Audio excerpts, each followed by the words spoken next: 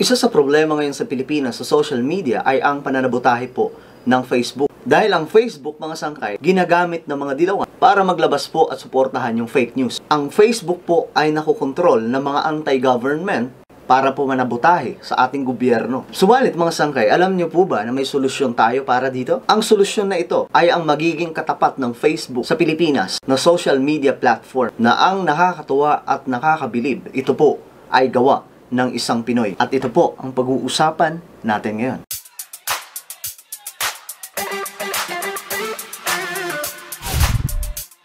You know what is up mga sangkil? This is me and I'm back for another video na ating gagawin ngayon. And if you don't know my name, just call me Sangkay Junjan o kung sa Tagalog, Kaibigan Junjan. Kung bago ka pa lang po sa ating channel, welcome ka po sa mundo ng mga sangkay. At kung hindi ka po nakakapag-subscribe, paki-subscribe na po at paki-click din po yung bell notification para lagi po kayong updated sa bawat video na ina-upload po natin. So today, gusto ko munang i-shoutout lahat ng ating mga kabayan mula sa Luzon, Visayas, Mindanao at maging sa Sabah. At syempre, yung ating mga kababayan na nasa iba't ibang bansa. Kamusta po kayo dyan at mag-iingat po ang lahat. Shoutout din po sa lahat ng mga kabataan dyan na talaga nga namang solidong sangkay. Wow!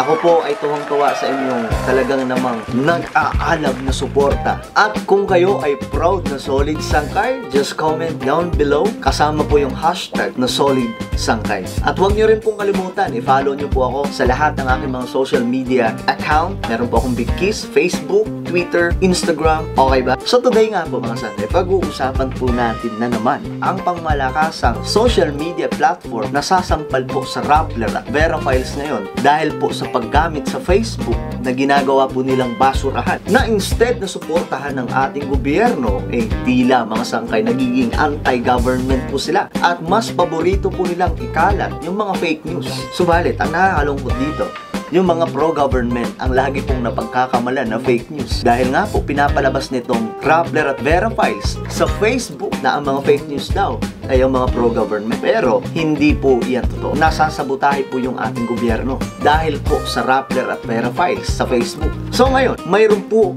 magiging katapat. Ito po ay walang iba, kundi ang gawang Pinoy na social media platform. Sa walang pagtatagal, umpisa na po natin ito. Tara!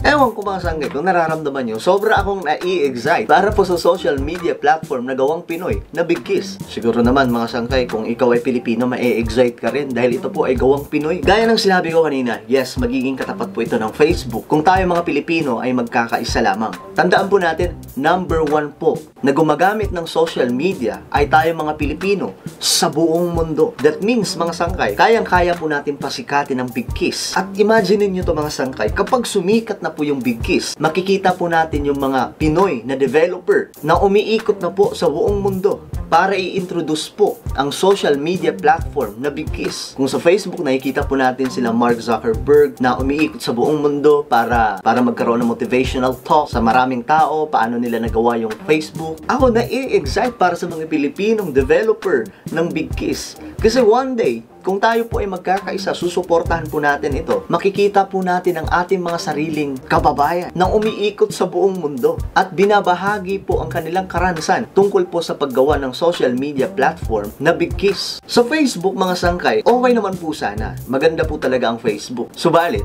nagkaroon po ito ng problema dahil dito sa Pilipinas, ang Facebook po ay nagagamit ng mga oligarko, gamit ang mainstream media at gamit po ang Rappler at Vera Files para po mag-take down ng mga post ng mga pro-government. And imagine mga sangkay, kahit yung mga opinion ng ating mga kababayan na pro-government, binubura po ng Vera Files at Rappler sa Facebook. Ito nga po yung dahilan kung bakit naaalarma po ang ating pamahalaan dahil tila nagkakaroon po ng dictatorship sa Facebook na yung mga opinion natin, yung mga sarili nating hinain ay hindi na po natin na ilalabas sa Facebook. Sa dami ng issues ngayon mga sangkay, pinipigilan po talaga sa Facebook na pumutok yung mga tunay na balita. At alam naman po natin na ang mainstream media ay hindi po talaga trusted na media sa ating bansa dahil sila po mismo ang sumusuporta sa mga kalaban ng ating gobyerno. Na yung mga project ng ating pamahalaan, hindi po nila gaanong binabalita yan.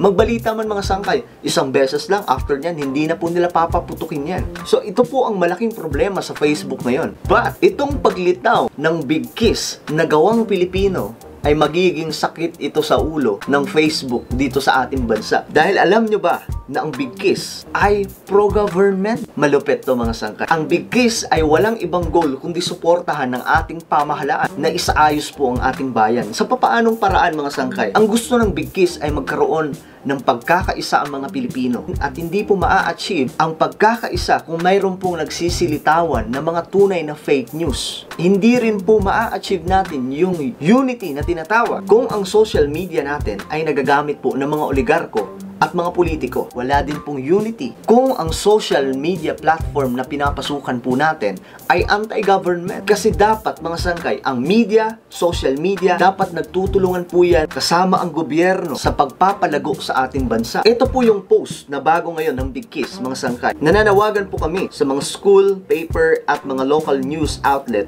na mag-register na sa Big Kiss. Patuloy po kami manghihikayat upang maibalik natin ang mga totoong balita sa social media. Take note the word mga sangkay upang maibalik natin ang mga totoong balita sa social media. At this point pa lang mga sangkay, alam na po natin yan na pro-government ang Big Kiss. Dahil ang mga developer ng Big Kiss, alam po nila yung nangyayari sa Pilipinas na kinukontrol po o mayroon pong dictatorship na tinatawag doon sa Facebook dahil kinukontrol po ito ng mga dilawan Na instead na mailabas po ang mga tunay na balita, hindi po lumalabas yun. Anong mga nakikita nating balita sa social media ng Facebook? More on nakikita po natin mga negatibo. Ipapalabas nila na hindi maganda yung ginagawa ng ating gobyerno sa Manila Bay, sa mga project. So, ang totoong balita mga sangkay sa Facebook ay nakatabunan po dahil sa mga fake news na ginagawa po ng mga kalaban ng ating pamahalaan. Alam naman po natin yun na ang 91% ay talaga nga namang pro-government ng mga Pilipino. Subalit, ang 91% na yan, sinusubuan din po ng mga fake news sa Facebook dahil po sa dilawan. Ito ang dahilan mga sangkay na ang Big Kiss bumoboses po talaga. Patuloy po kami nanghihikayat upang maibalik natin ang mga totoong balita sa social media. Ibalik natin ang pagsusulat at maibahagi ulit sa kalahatan ang mga boses at opinyon ng mamamayan. O, di ba mga sangkay? Ibalik natin ang pagsusulat at maibahagi ulit sa kalahatan ang mga boses at opinyon ng mamamayan. Bakit mga sangkay? Sa Facebook po, nawala po yung boses nating mga Pilipino. Ang boses po ng 91% ng mga Pilipino na sumusuporta sa ating pamahalaan ay tila naglalaho ng dahan-dahan. Ako mga sangkay sa Facebook, suspended po ako ng 1 month yung account ko, yung page ko sa Facebook. Nakakalungkot po ito. Nasuspindi ako mga sangkay dahil sa pagbibigay ko ng opinion. At ang malupit nito mga sangkay, hindi lamang po basta opinion yun. Talagang may ebidensya po tayo patungkol sa mga trolls ng dilawan. Yun lamang po yung nilabas natin doon. Then nakita ko na lang pagka-open ko ng social media account ko sa Facebook, restricted na for 1 month. Malupit ang Facebook dahil po yan sa Verifiles at Rappler. Kaya dito sa Big Kiss mga sangkay, ibabalik po nila yung boses ulit at opinion ng mamamayan. Wow! At alam naman po natin na ngayon ang boses at opinyon ng mamamayan, suportahan po ang ating pamahalaan. Suportahan natin ang sariling atin. Bawal na po ang fake news hanggat maaari. See mga sangkay, sana naririnig po ito ng mainstream media, no? Bawal na po ang fake news hanggat maaari. So ayon po sa Big Kiss, suportahan po natin ang sariling atin. Kumbaga, nananawagan po talaga sila sa lahat ng mga Pilipino to support our very own social media platform. And can you imagine na ang mga taong to na Pinoy developer ng Big Kiss, iikot na po sa buong mundo para po ipakilala yung Big Kiss. Nakaka-proud to mga sangkay dahil makikita po natin yung ating mga kababayan na gumawa ng Big Kiss sa iba't ibang mga bansa to introduce Filipino-made social media platform. Kaya nga mga sangkay, I encourage everyone na mag-download na po ng Big Kiss at gumawa na po ng account. Lahat ng mga Pilipino, lahat tayo mga pro-government, umpisan po natin ang mga pro-government. Then pamugaran po natin yung Big Kiss. Suportahan po natin yung sariling atin. Kung ang ibang mga lahi, mga sangkay, di ba, pinapasikat po nila yung kani-kanilang mga social media platform, why not as Filipinos, suportahan natin ang sariling atin. Magaling ang Pinoy. Magtiwala tayo sa mga Pilipinong developer sa Big Kiss. Dahil alam ko, mga sangkay, habang tumatagal, mas lalo po itong sasarap. Sabi pa nga.